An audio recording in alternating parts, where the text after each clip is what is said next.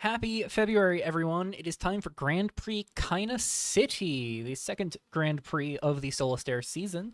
And I have decided to completely change pace a little bit. I've been playing more aggro than anything else recently, and I think it's about time we slowed things down a bit. So this month, I'm rocking Green White Welkin Eviction.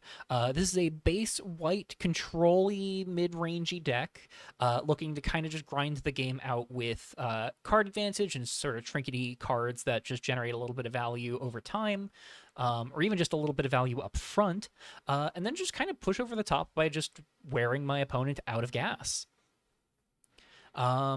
The basis of this deck is around, of course, Welkin Eviction. 6 and a white for an enchantment with Flash. Costs 1 less to cast for each planes you control and each card with a cycling ability in the graveyard. So we want to have a lot of planes in this deck. In fact, we have 9 basic planes plus 10 non-basic planes. So we'll talk about that mana base first, actually. So as mentioned, we have 9 basic planes plus 2 copies of Stack Conviviplex, a tapped level up monocolored land here. This is, of course, a plains. We can level it up for 3 white to make it a 2/3 with lifelink, and then at level 3 and beyond, it becomes a 5/6 with lifelink. Not super great right now. I think the control tools are just a little well positioned against it, but there are definitely matchups where this can be really meaningful. We have full playsets, however, of Lacufe Observatory, which really rewards us for having a bunch of planes in our deck because it enters tapped if we control a non-plains land. And I'll give you a little spoiler, we've got 1 of 24 that qualifies for this. So there is a chance it could come in tapped, but rather slim and likely much later on in the game in most cases. But otherwise, it's just a plains that we can pay 1 and a white and tap it, exiling a creature card from our graveyard to make it tapped 1/1 spirit creature token. We've got 21 creatures in the main, plus another 10 in the sideboard, so heavily likely we'll just have some creatures in the graveyard to make some spirit tokens with. We also got a playset of Hopeful Soul Space. These are always tapped forest plains, so gets us our green mana without needing to give up the overall plains count. And otherwise, you can pay 2 green and a white and tap it to surveil 1. Not something we're going to be activating in most cases, but just a nice little bit of incidental value in an absolute pinch. Mostly just here because it is a typed forest plains dual land. The only non-plains in the deck, at least that will be sticking around long term, is a single copy of Forest, just as sort of a way to bump up our overall quantity of green sources, because we do have 11 cards in the deck that care about us having green mana in some capacity. So having a way to get the green mana online is important. So we've got the 4 soul spaces, we got the 1 forest. We've also got 2 copies each of Primal Fisher, which is going to be untapped on the first 3 turns and goes and finds us a basic to play, untapped, and 2 copies of Warpway Rings, an artifact land that just is in Evolving Wilds. Warpway Rings is going to bridge us into our creature base, but I do want to take a moment before we move on to the creature base to also acknowledge that the other benefit of playing Welkin Eviction beyond just having it as a good removal spell is, there's 2 other benefits here, which is first off, plane cycling. Nice in a pinch. If we're just in a matchup where the removal mode isn't as valuable, we can just pay 2 and turn this into another land. And given that we have a bunch of actually meaningful utility lands that are typed as planes, this is actually kind of closer to something like Sylvan's Scrying in our deck, while also discounting future Welkin Evictions in a pinch. The other nice thing about Welkin Eviction is that it makes Rejuvenation Session really good. This is 1 and a green for a sorcery. We gain X life and look at the top X cards of our library, where X is the greatest mana value among permanents we control. We get to reveal 2 creature, enchantment, and or land cards from among them and put those into our hand, and the rest go on the bottom in a random order. So with a Welkin Eviction in the play, this is gain 7, look at the top 7, put 2 into hand. Almost a proper dig through time. Granted, we have to reveal the cards, but and this is only sorcery and not instant speed, but the life gain is pretty huge in a lot of cases. Can really help us buy a lot of time against more aggressive strategies, especially considering the thing that often is going to be getting us to X's 7 is removal.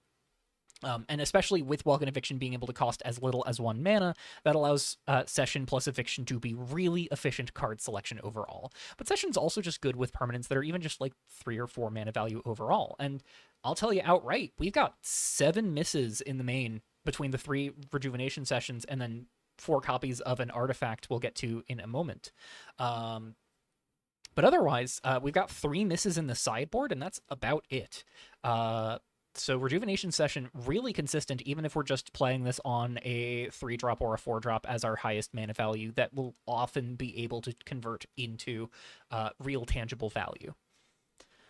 Moving on to our creatures, though, I mentioned Warpway Rings bridges us into our creatures, which means we're actually going to talk about one creature and then cover the rest of our non-creatures real quick. So, Moonbeam Artisan is a big pickup from Solistaire. This is a triple white-black hybrid, so not castable off of the one-off forest, but otherwise, because that is 1 land in 24, we're usually going to be able to cast this on turn 3. It's a 3/2 with lifelink that searches our library on enter for an artifact or enchantment with mana value 1 or less, revealing it and putting it into our hand. So, in a pinch, this can go find us a Warpway Rings. We can play that as land for turn if we play Artisan on turn 4, for instance. Or if we play Artisan on turn 3, we can just go find a land drop and accept that we're not playing a 4-drop on turn 4. And then from there, Artisan just, can get us our lands and can get us one of our cards up here in the artifact slot. The first of which is Laystone of Being, another enchantment available to hit off of Rejuvenation Session, another cycling card that could potentially discount Welcome Eviction, and just a really reasonable card still. It's a legendary enchantment artifact that at our end step will gain us 1 life. If it's the first turn of the game, or we've discarded a card named Laystone of Being this turn, we make an XX avatar afterwards, where X is the amount of life we've gained in the turn. So at a baseline, this is a 1 mana artifact enchantment that we just play on turn 1, gains us 1 life, makes us a 1/1 that can kind of fight for the board in the early turns a little bit. Otherwise, we can kind of just use this as something that we can, turn into just a pure cantrip off of a Moonbeam Artisan, or we can discard treat this as a cantrip to discount Welcome Eviction. And we can also just use this as a way to get a real finisher in play. If we hit something big in play and then Rejuvenation Session can find Laystone of Being because it's an enchantment. And then if we discard Laystone of Being afterwards, that's 3 mana to gain 7 life, potentially, with a Welcome Eviction in play. And then gain an 8th at end step with the Laystone we already have in play, making an 8/8 in the process. And that can close out games really fast if left unchecked. So, yeah, Laystone of Being still really good even after its nerf. Obviously, would have been better if it was still counting difference between current and starting life totals, but I think it'll still do fine for us here. Our other artifact is our other miss off of Rejuvenation Session, 4 copies of Root Fossil. Now, I have convinced myself that this card was mostly kind of falling out of favor over time. Something that, felt a lot slower after Chiku Chaos Reigns. No, it won half of the GPs last year. This card has 6 GP wins in its first year of being in the format. Root Fossil is absolutely just a very comfortable, not particularly pressing tool, and especially for slower decks on higher land counts like this, it is absolutely phenomenal. So it's a 1 mana artifact. We can pay 2 and sacrifice it to surveil 3 and put a land card we surveilled into our graveyard this way onto the battlefield tapped. And then we can surface it if our graveyard has at least 7 total cards from our graveyard for 2 and a green, casting a token copy of Reborn Lily, a 2/4. Whenever it attacks, we surveil 3. We may put a land card from our graveyard surveilled this way onto the battlefield tapped, much like the sacrifice clause on the front face. So this is ramp that we don't need green mana for on the front face. Now, yes, we can reasonably expect to surface this thanks to the soul spaces and the basic forest off of those fetch lands, off those basic fetches, but otherwise, we don't need our early mana to be green in order for this to ramp us on early turns, meaning that we can actually start getting a mana advantage over our opponent earlier into the game without having to really sweat it too much. And this is a pretty real backup tool later on as well, because this is going to be a creature from our graveyard over the course of the game as things just get removed. One of the things that is really poignant on my mind right now is the strength of our board wipes in the format. We've got Nightfall and Deafening Clarion, both kind of defining control archetypes. Red-white based control decks really just want a playset of Deafening Clarions. Black-based control decks really want a playset of Nightfalls. And so having threats that just kind of hang out in the graveyard are really nice. The Reborn Lilies don't even die to Deafening Clarion, don't die to 3 damage-based removal. So the other primary big cheap removal spell out of red-white decks in Ukius Crusaris' Lightning Helix mode also can't kill Reborn Lily on its own.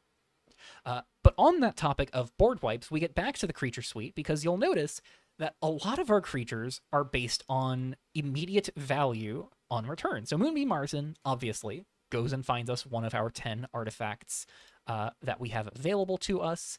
But there's also, down at the 2-drop slot, playsets of each of Dawnward Minister, which draws us a card and gains us 2 life if we've cast another spell before it in the turn, and is otherwise just a 1/1, and Helia Eulogist, 2 mana 1/3 that draws us a card if our life total is greater than our starting life total, and otherwise we just gain 3. So these both give us immediate value for being played and aren't that pressing of a threat by themselves, but, you know, if they are left unchecked and the opponent doesn't really contest the board, these are still going to be able to chip away at our opponent's life total, which, you know, we'll have to kind of do over the course of the game anyways. So between Helia Eulogist and Dawnward Minister, that is potentially 8 2-drops that can cantrip the turn that we play them. Minister always cantripping, Eulogist sometimes cantripping, but both of them still pretty good overall, I think. These also go up with our other playset in the creature suite, Survivors of the New World. 4 mana 1/1, when it enters, if it isn't a token, we create 2 tokens that are copies of it, and whenever it dies, or one of its tokens dies, of course, we get to flip cards from the top of our library until we hit another creature card to put into hand. So overall, all of our playsets are creatures that replace themselves in almost every case. So Survivors, Moonbeam Artisan, Helia Eulogist, Dawnward Minister are actually really well positioned right now in the face of things like Deafening Clarion and Nightfall. Otherwise, we've got 2 different 2-ofs and a single 10 copy of a 5-mana legendary. So the 2-of that is lower on the curve is 2 copies of Synod of Sanctions. This is primarily aimed at just giving us a little bit more board interaction. This is not something that's going to get rid of what our opponent has overall, but this is just going to be something that slows down the opponent a little bit, gives us more time. This can completely kill a big token like a Nightfall token, which is really nice. If we're up against another Laystone of Being deck, we can hit our opponent's Avatar token off of their Laystone of Being, which is nice. So there's some nice utility uses of Synod of Sanctions, and while I don't imagine we'll want to use this for that purpose too often, we can blink out one of our own creatures in a pinch. You know, blink out a Survivors of the New World and then replay it on a future turn. Granted for 5 mana, but then we just get to get 2 more Survivors tokens. I don't imagine we'll be using Synod for that purpose very often, but it is a potential avenue of attack.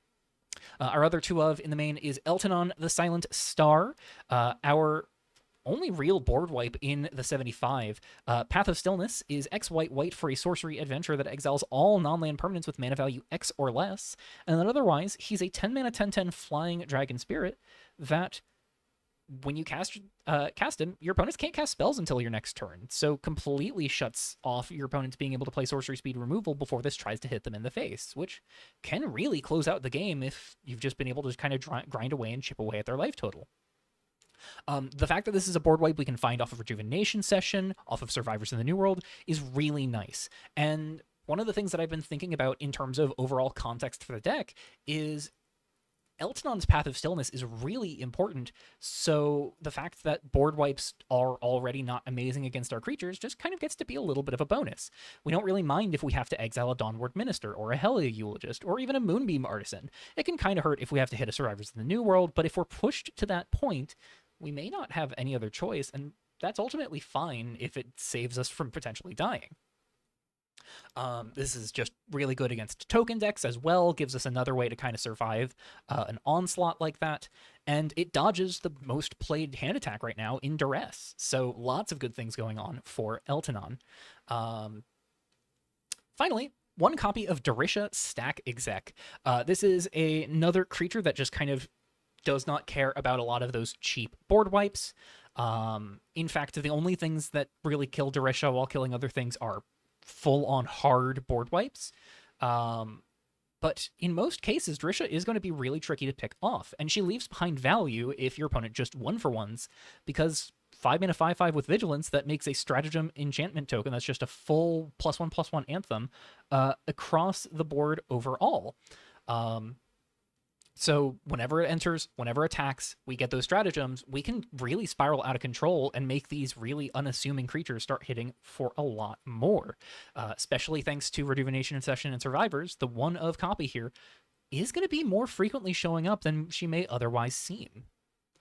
Moving on to the sideboard, we've got one additional copy of each of Darisha and Eltanon. I thought about trying to squeeze in a full playset of Eltanon, but ultimately decided on 3 overall and on 2 overall copies of Darisha. I think there are matchups where we could want one or the other, so both of those do get some shoutouts here. And then finally, and then otherwise, we've got 3 copies of Helia Leyspire as our anti-graveyard tool. This gives us a meaningful check into aristocrats, importantly, because this shuts off all death triggers. This gives us a tool against reanimator style strategies, and this is also just really good against aggro. A lot of aggro decks have meaningful, small graveyard synergies right now, things like looter decks, and a 1/5 blocks surprisingly well into most aggro decks. And this also just passively dodges Nightfall and Deafening Clarion, so it's not even something that control decks could very comfortably punch through, so they might lose out on some graveyard value as well. 3 copies of Looming Psyhawk gives us another check into decks spitting out tokens. More aggressive token decks are going to be a bit of a headache for us, and this can be really nice if we run into a matchup where our opponents are also leaning on something like Survivors of the New World. And then 2 copies of Virtualized Onomastic are something I'm just kind of experimenting with here. I almost put these in the main because there is one specific interaction I'm really keen to try with Virtualized Onomastic, which is Onomastic naming Welkin Eviction, so we can turn this into a 1 mana 7/7 with Flash. But realistically, Onomastic is just going to come in when there is one key card that the opponent really needs that we really need them to not have. And Onomastic will give us some insulation where they need to remove the Onomastic before they can go for that key card.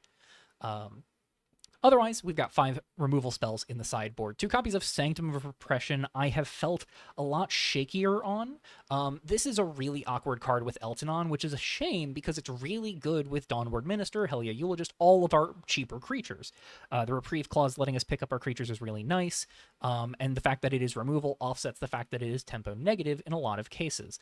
I did still opt for 2 copies of them. I could see an argument for still trying to squeeze them into the main deck, but I think the killer points for me were just Eltanon's critical importance to this deck, plus the fact that it's not findable off of Moonbeam Artisan. But it is, of course, an enchantment that can be found off of Rejuvenation Session. And then in a higher quantity, we have 3 copies of Fateful Ascent.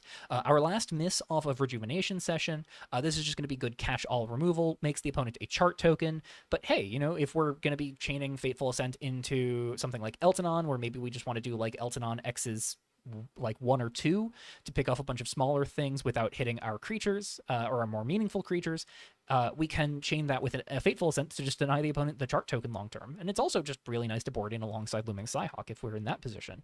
But even in most worst case scenarios, I don't know if I necessarily care about the opponent getting a chart token. It's not nothing. Giving the opponent additional land drop is real, and especially for a slower deck like this, that can hurt. But I think ultimately I'm fine with Fateful Ascent just giving the opponent a little bit of value to have a full-on, always available check to things like opposing Eltanons, other just gigantic creatures. Adventure creatures have been outperforming my expectations, and so I think these cards are absolutely going to merit having real answers to, like Fateful Ascent. And that is Green-White Eviction. I will say, as we wrap up our thoughts here, I spent a lot of time bracing for this deck to look like it would with pre-nerf Transcendent Council. For those not aware, it was not in the patch notes, but we did get a pre-GP emergency patch balancing down Transcendent Council from a 6/6 that forces the sacrifice for the opponent or and taps the council if they do have something to sacrifice, to now being an optional sacrifice on your end to force the opponent to sacrifice, and then you draw a card if they don't share a type. But the 4/4 stat line definitely, I think, kills its overall value here. There were a lot of deck building decisions that I made with Council in mind. The creatures just sort of being individually valuable was really nice with Council. so we didn't lose too much value when Council picked off our things. Survivors was really decent against Council. Laystone of Being tokens just completely ignored Council. Same with the Root Fossil transformed side, and Root Fossil itself could just be sacked to Council in a pinch.